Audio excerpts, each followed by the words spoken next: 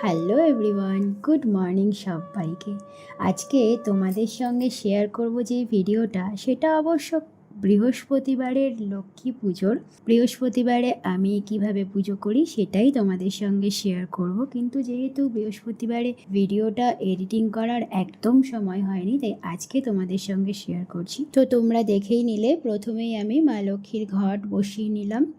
এবার ওদিকে মা লক্ষ্মীর ঘট বসানো হয়ে গেছে, পুজো করা হয়ে গেছে, যা যা উপকরণ দিয়ে ঘট বসানোর দরকার সব কমপ্লিট করে তারপর এবার এদিকে দেখো আমি এসেছি কলা গাছের পুজো করতে।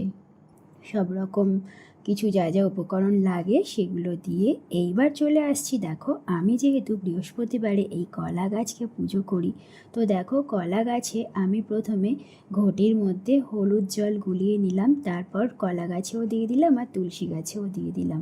এবারে হলুদ ফুল লাগবে, হলুদ ফুল দিয়ে দিলাম দুজনকেই, কলা গাছকে তুলসী গাছকে দুজনকেই দিয়ে দিলাম। এবার দিয়ে দেবো প্রদীপ।